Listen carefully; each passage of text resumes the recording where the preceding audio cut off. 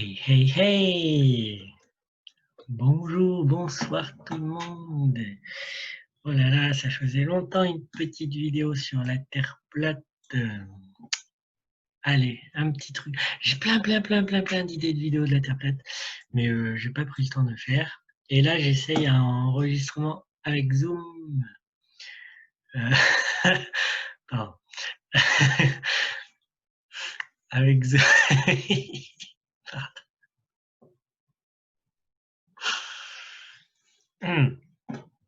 Avec Zoom pour voir si c'est plus facile et plus rapide pour faire les montages. En tout cas, le partage d'écran, etc. Ça a l'air beaucoup plus simple. Alors, je vais juste masquer ça. Peut-être qu'il est flottante. Voilà. Allez, c'est parti avec Zoom, Zoom, Zoom. Donc, comme le titre l'indique, l'étoile Polaris et je ne sais pas comment on peut appeler ça, les arcs de cercle tourbillonnants des étoiles la nuit, démonte le globe, démonte, hein, pas démontre, démonte le globe et prouve la Terre plate. Le mystère de l'étoile du Nord. Tiens, l'étoile du Nord paraît plus proche de la Terre que ce qui était prévu. Les scientifiques ne savent pas pourquoi Polaris, donc l'étoile du Nord, est si étrange. Ah ben oui, c'est parce qu'au bout d'un moment, quand tu confrontes tes observations avec tes modèles théoriques et que tu t'aperçois que ça ne marche pas, et ben du coup tu trouves ça étrange. Tu ne remets pas en cause ton modèle théorique, mais tu dis que la chose observée est étrange. Donc, comme vous pouvez le voir, pour ceux qui ne savent pas, quand on prend des photos avec, par exemple, un appareil photo réflexe et qu'on laisse l'obturateur ouvert pendant un certain temps, qui peut être donc de plusieurs heures d'affilée pour certains appareils, on obtient ce genre de dessin, enfin ce genre de, pas de dessin, ce genre de photo, voilà. Et du coup, comme l'obturateur reste longtemps, ouvert longtemps, ça capte les lumières, les différentes lumières. Et si ces lumières bougent, du coup, on voit les traînées de lumière, ce qu'on peut appeler traînées de lumière. On a un meilleur exemple ici. Donc, par exemple, sur cette photo, l'appareil photo est fixe, mais c'est les lumières, enfin la lumière qu'on déplace au fur et à mesure à différents endroits, pendant que l'obturateur reste ouvert. Et donc, on déplace cette lumière comme ceci. Et donc, vous voyez bien que l'obturateur capte la lumière aux différents endroits de sa course. Et donc, on finit par obtenir des jolis dessins comme ceci. C'est très joli à faire si vous avez un appareil photo de ce genre.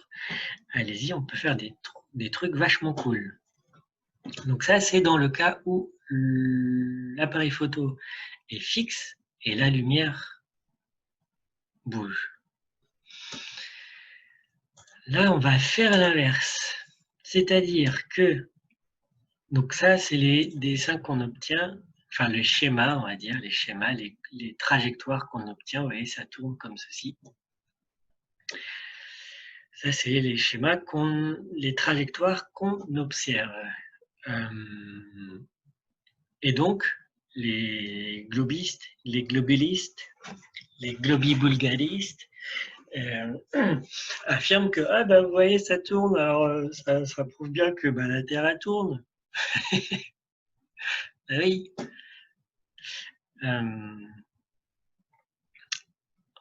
Voilà, ça c'est ce qu'on observe. Tac. Et donc, pour savoir comment tourner cette phrase? Pour trouver le dessin que l'on doit obtenir dans cette expérience, eh bien, on va prendre le point de vue inverse, comme j'ai marqué. Alors attention, là c'est de la grosse science, c'est de l'expérimental. Enfin non, c'est pas de l'expérimental, c'est de la théorie, mais bon bref. Ce que je voulais dire, c'est qu'il y a du gros moyen, hein. Vous voyez, c'est du c'est du papier, à petits carreaux et un stylo, avec l'encre, noire. Donc c'est attention, c'est gros niveau, high-tech, high technologie, en laboratoire, top secret, voilà. Donc c'est du haut niveau, c'est du lourd. Donc ce qu'il faut faire, c'est se dire: qu'est-ce que alors là, on est là, c'est celui qui prend la photo. Qu'est-ce que lui observe comment dire, en ouvrant son obturateur là, la Terre tourne pendant tant d'heures et donc lui, il se retrouve là. Ou même s'il est là, il se retrouve ici. Enfin, vous voyez bien que, ou il tourne comme ça, enfin peu importe, on voit bien que il effectue un quart de cercle. Donc ça, c'est le pôle Nord. Donc c'est la vue du dessus de la Terre. Alors c'est la vue de la Terre vue du dessus, au-dessus du pôle Nord. Donc on voit bien qu'un bonhomme qui est là avec son appareil photo, plusieurs heures après, il se retrouve ici. D'accord? Donc il effectue ce mouvement-là. Donc pour savoir qu'est-ce que lui, il fait avec ce mouvement-là, eh bien on va faire le procédé inverse. C'est-à-dire que tout à l'heure, on avait un appareil photo fixe et une lumière qui bouge. Et ben là, en fait, on considère que les étoiles sont tellement loin que ben, finalement, elles bougent pratiquement pas. D'accord? Enfin, c'est ce qui nous est dit, c'est la version qui nous est donnée. Par contre, c'est celui qui prend la photo, c'est l'appareil photo qui bouge. Mais du coup, c'est le même principe que pour ça. D'accord? Soit la lumière bouge. Vous pouvez faire un test hein, si vous avez un appareil photo. Vous faites appareil photo fixe et une lumière qui bouge, ça va vous donner ça. Vous faites une lumière fixe et vous vous baladez avec votre appareil photo à droite à gauche, ben vous allez avoir les mêmes trajectoires lumineuses, sauf que ben, forcément ça va être l'inverse. C'est-à-dire que si je me déplace vers la gauche avec mon appareil photo, sur la droite, je vais voir un mouvement de lumière. Pardon. Si je me déplace vers la gauche avec mon appareil photo, sur la photo finale, je vais avoir un mouvement de lumière vers la droite. D'accord? Parce que c'est mon appareil qui bouge. Bref, dans tous les cas, dans un cas ou dans l'autre, que ce soit l'un ou l'autre qui bouge, la trajectoire, c'est ceci. Tac, mon bonhomme, il était là, il se retrouve ici. D'accord? Donc, on a une trajectoire d'arc de cercle, comme ceci. La rotation de la Terre à la circonférence est plus ou moins 1600 km/h. D'accord? Donc, tous les mouvements, comment dire? Au bout d'une heure, peut-être il va être là, au bout d'une heure, peut-être il va être là, etc. On part, je sais pas, sur 3-4 heures, 4-5 heures, quelque chose comme ça.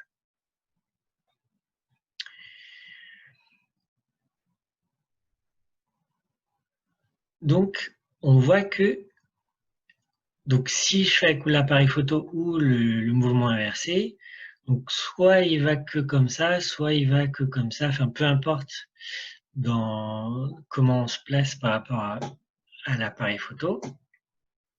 Mais du coup, ce que je veux dire, c'est que la trajectoire qui pourra être décrite par l'appareil photo sera dans ce sens-là. D'accord? Vous ne pouvez observer de mouvement de la trajectoire lumineuse que le mouvement qui a été effectué par l'appareil photo. D'accord? Si vous êtes là et que vous allez là-bas, eh bien votre appareil photo, il va enregistrer, capter ce mouvement de lumière, du coup qui sera inverse encore une fois.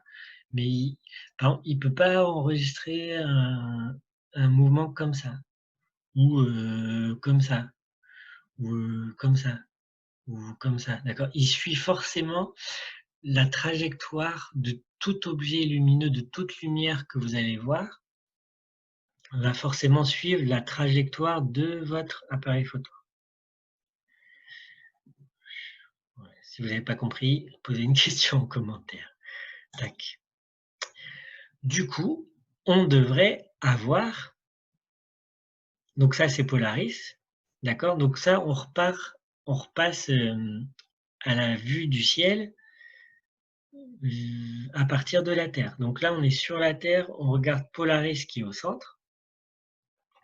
Et donc comme on a vu que le mouvement possible c'était ça, donc puisque pour schématiser, pour être à peu près correct au schéma, c'est le mouvement inverse puisque c'est mon appareil photo qui bouge et pas la lumière, eh bien on va dire cette étoile qui était là au début, eh ben, elle se retrouve ici, d'accord? Elle suit le même schéma, la même trajectoire. Cette étoile qui était là, elle se retrouve là.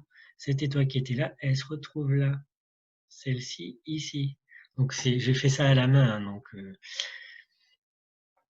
sur le dessin, c'est à peu près la même trajectoire, mais je voulais dessiner que c'est la même trajectoire, d'accord? Ça ne peut pas être autrement puisque le seul mouvement, c'est fait par l'appareil photo. C'est la trajectoire de l'appareil photo, d'accord? C'est impossible d'avoir une trajectoire inverse, d'accord? Si votre appareil photo se déplace dans ce sens-là, comme ça, et ben de la même façon que si vous déplacez votre appareil photo, je sais pas, vers la droite, et ben vous pouvez pas avoir des lumières qui vont en haut, des lumières qui vont en bas. Ça ne peut être que la trajectoire dessinée par la position initiale de votre appareil photo et la position finale de l'appareil, au cours de laquelle la source lumineuse semble se déplacer, mais du coup, ce mouvement ne peut aller que dans un sens, d'accord? Une seule direction et un seul sens. Donc, ça, c'est pas possible. Ça, c'est pas possible. Là, j'ai une étoile qui fait comme ça, et là, j'ai une étoile qui remonte. Ouais, j'ai une étoile qui va comme ça, là, vont comme ça, très bien, très bien, très bien. Mais au bout d'un moment, non, celui-là, il peut pas remonter. Celui-là, il devrait être aussi comme ça. Il devrait, toutes les, toutes les sources lumineuses devraient se déplacer exactement suivant la même trajectoire. Tu peux pas avoir un coup ça tombe comme là, un coup ça remonte. Parce que mon appareil photo, il n'a pas été dans ce sens-là, tu comprends? C'est pas possible. Alors, les globulistes qui comprennent pas ça, faites l'exemple avec l'appareil photo ou laissez en commentaire que pourquoi vous ne comprenez pas ou pourquoi, soi-disant, ce que je raconte est faux. Mais voilà, faites l'expérience avec l'appareil photo, c'est pas possible ça. Ce qu'on devrait avoir sur une Terre ronde, globuleuse, c'est ça. Toutes les étoiles, donc là il y a Polaris au centre. Les étoiles à droite, on va dire, de Polaris suivent ça, comme on a vu tout à l'heure, mais les étoiles à gauche aussi de Polaris doivent suivre la même trajectoire. C'est pas, tu peux pas avoir des mouvements contraires. Tu peux pas avoir des mouvements ou des trajectoires contraires aux mouvements imprégnés par le déplacement de ton objectif. C'est juste pas possible. Oui, mais non, tu comprends pas les trucs des rotations, machin, t'es qu'un gros nul, va réviser tes cours de physique, nanani, nanana. Ok, vous voulez autre chose? On passe à autre chose. Ah. Sauf que quand on nous dit ça, oui, regardez, c'est le mouvement de la, enfin, c'est la rotation de la Terre qui fait la rotation des étoiles. C'est la preuve, tu vois. Sauf qu'on oublie de te dire, c'est qu'en fait, euh,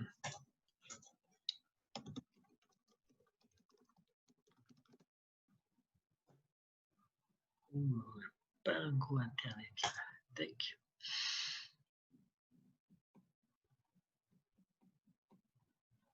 J'aurai l'occasion de revenir là-dessus sur une autre vidéo. Genre le système solaire, on te montre ça comme ça, tu sais, ou comme ça, ou comme ça, puis on te montre les mouvements, tu vois, il y a un centre qui bouge, qui est là, et puis hop, hop, ouais, c'est super, ouais, c'est bien aligné, tu as vu, c'est nickel, ouah, et puis comme ça, tu vois, comment dire, ça peut expliquer les éclipses, tu vois, tu fais: «Ah oui, c'était un truc de vent, nanani nanana».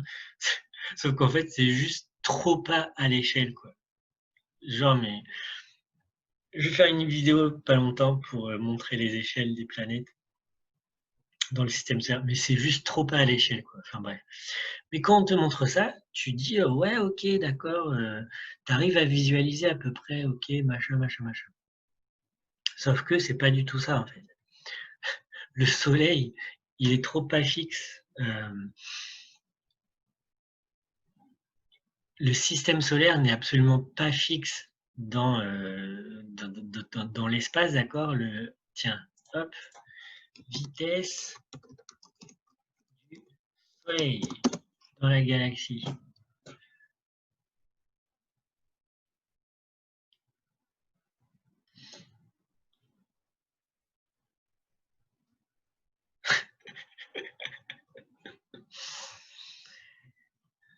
La vitesse du soleil à travers la Voie lactée oscille entre 720 000 km par heure et 900 000 km par heure.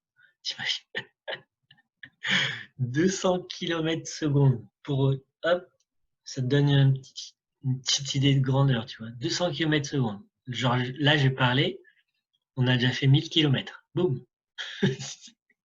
Enfin bref, oui, mais ça, c'est le soleil, ça n'a pas de rapport. Ok, la vitesse de la Terre autour du soleil, de ce qu'on dit, mais malgré tout, c'est vitesse de la Terre dans l'espace.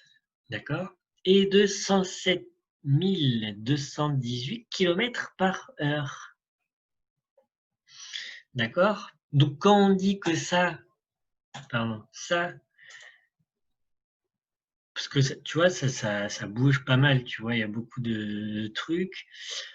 C'est plusieurs heures enfin de prise de photo, tu vois, c'est pas fait en 2 minutes. D'accord? C'est plusieurs heures de prise de photo, oui, avec l'obturateur ouvert. Admettons, même si c'est que 1 heure, la Terre s'est déplacée de 107 218 km. C'est-à-dire que là, tout à l'heure, j'ai commencé ma prise de vue ici. On va dire, même en 1 heure, mais bon, normalement, c'est 3-4 heures à peu près, voire plus. Je crois que c'était 6 ou 7 heures. Enfin bref, même 1 heure. Allez, je suis gentil, on va faire même 1 heure. Donc ça, c'est début photo, fin de photo. Début de photo,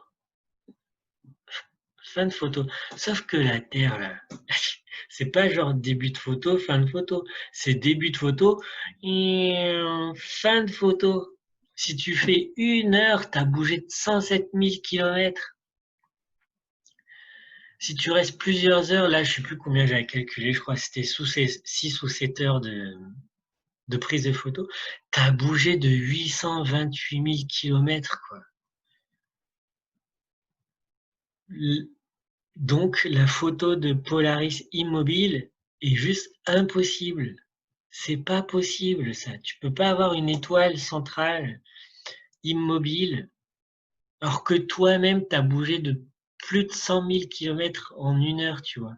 Au bout d'un moment, tu vas, même si c'est minime, oui, mais c'est tellement loin, nanani, nanana, de si petites distances ne peuvent pas avoir d'effet sur tu comprends, c'est incommensurable, ces distances-là, tu vois, tu peux.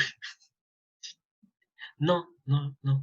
Au bout de 5-6 heures, voilà, tu es déjà à 800 000 km, quoi. Tu devrais avoir un léger truc. Et du coup, les cercles parfaits, là, c'est encore plus pas possible. Ça, là, c'est encore plus pas possible parce que non seulement tu as fait ça, donc ça, ils disent, ce mouvement de rotation, c'est c'est la preuve que la Terre tourne autour de son axe, c'est ce qu'ils nous disent. Sauf qu'en plus de ça, tu devrais bouger par là-bas ou par là-bas de 800 000 km, quoi. Voilà. Donc, avec du très grand matériel de professionnels high-tech, n'est-ce pas?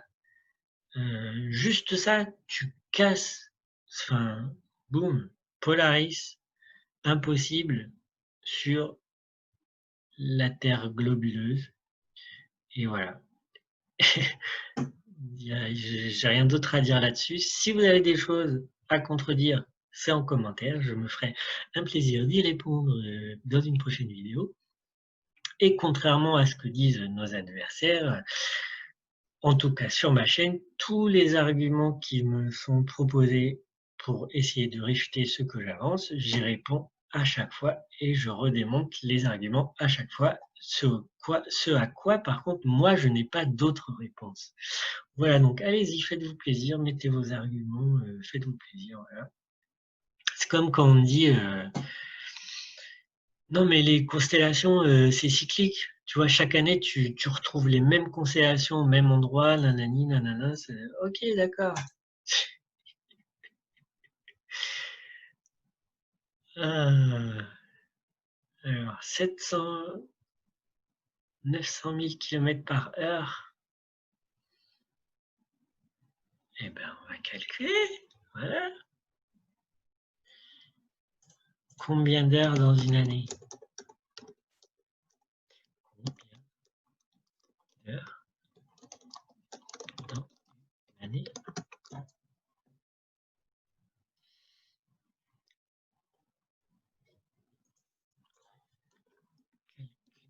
Calculatrice en ligne.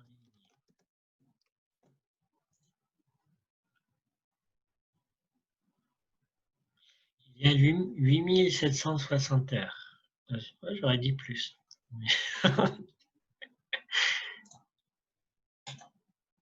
Allez là!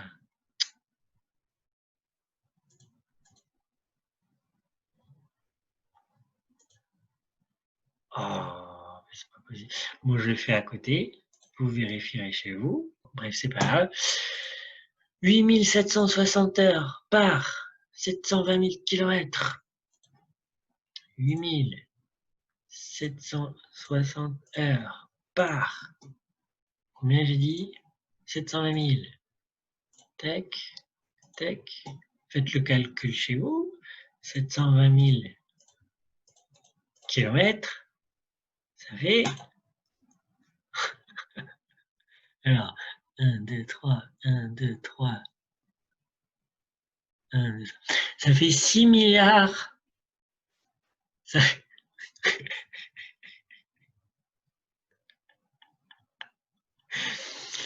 Le Soleil, en une année, il file à travers la galaxie et l'espace infini et au-delà à 6 milliards 367 millions et 200 000 kilomètres.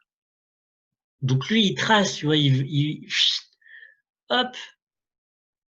Mais ça veut dire que toutes les autres étoiles aussi de partout qu'on peut voir, elles aussi, elles tracent à la même vitesse, voire même plus, tu vois, dans des directions bah, forcément opposées, vu qu'il n'y a pas de centre de l'univers, il n'y a pas de truc, il n'y a pas de machin, tu vois, s'il y a un centre de l'univers, c'est qu'il y a des bords, tu vois, et puis vu que c'est censé être infini, donc il n'y a pas de centre, ça marche pas comme ça. Bref. Toutes les étoiles ne vont pas exactement dans la même direction que le Soleil pour dire ah ben non, mais en fait elles se déplacent toutes pareilles à la même vitesse, c'est pour ça qu'on a l'impression qu'elles s'en vont pas. Ça va, au bout d'un moment, les coïncidences, ouais, la Terre et la Lune, pardon, est du même. Alors, elle est autant de fois petite par rapport au Soleil que ne laisse à distance. Non, je répète. Le fait que la Lune et le Soleil, ça fasse une éclipse parfaite, c'est-à-dire que le diamètre qu'on voit se coupe et se recoupe de manière parfaite, pardon. C'est dû au fait que la distance qui sépare la Lune et le Soleil, ça correspond exactement à la différence de leur grosseur, ce qui fait que ça match, tu vois. Ça correspond. Donc ça, c'est quand même une sacrée coïncidence. C'est comme, oui, mais la vitesse de rotation de la Lune sur elle-même, ça correspond en fait à sa vitesse également de rotation autour de la Terre. Et que du coup, bah, c'est pour ça qu'on voit toujours la même face. Tu vois, il y a plein de coïncidences dans l'astronomie, c'est génial. Mais bon, non, au bout d'un moment, les étoiles, elles vont bah, suivre leur vie, tu vois, suivre leur parcours dans l'infini infini et à des vitesses incroyables et à aucun moment, le fait d'avoir des constellations cycliques, à aucun moment ça ne fait sens sur le globe et dans l'espace tel qu'il nous est décrit actuellement. Voilà, c'est tout pour aujourd'hui.